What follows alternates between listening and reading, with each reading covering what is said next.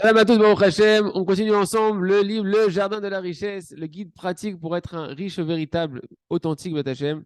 Et donc après qu'on a pu entreapercevoir, survoler un petit peu tous les dommages que les dettes elles vont entraîner matériellement et spirituellement à l'intérieur d'une personne et combien il faut s'en sortir et ne pas rentrer dedans, des dettes qu'on ne peut pas rembourser, dont on n'a pas les moyens pour l'instant de rembourser.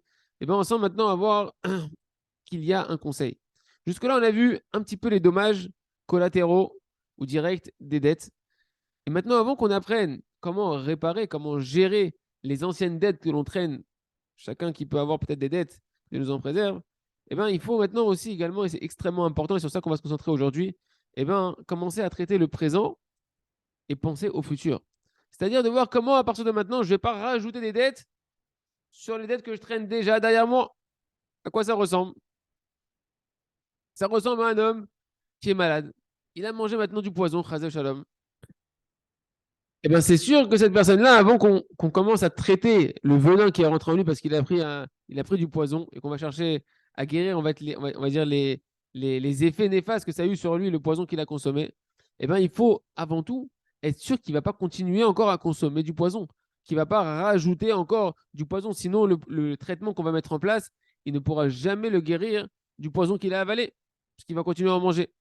S'il continue à en manger encore et encore et encore, il n'y a aucun traitement et aucun conseil qui pourrait l'aider. Pareil pour une personne qui est endettée, eh ben, avant tout, il va falloir qu'il arrête les erreurs qui ont engendré ses dettes. Et c'est qu'à ce moment-là qu'il pourra réparer ce qu'il a déjà endommagé au préalable. Et d'abord, une fois qu'il aura bloqué la source de son problème, eh ben, au moins ça ne va pas continuer à s'empirer et il pourra au fur et à mesure arranger le passé. Première étape, eh ben, c'est très pachoute, c'est très évident en réalité. Eh ben, c'est tout simplement de faire les calculs de ses entrées et ses sorties mensuelles et être certain déjà que tu as plus d'entrées, des entrées en tout cas qui vont couvrir au moins les sorties que tu as mensuellement. Parce que si une personne n'a pas des entrées suffisantes, eh ben, il va être obligé de se trouver des moyens d'entrée supplémentaires, de telle manière que ses entrées vont être au moins un peu plus importantes que ses sorties. Comme ça, au moins, il est sûr que des dettes, il ne va pas en rajouter.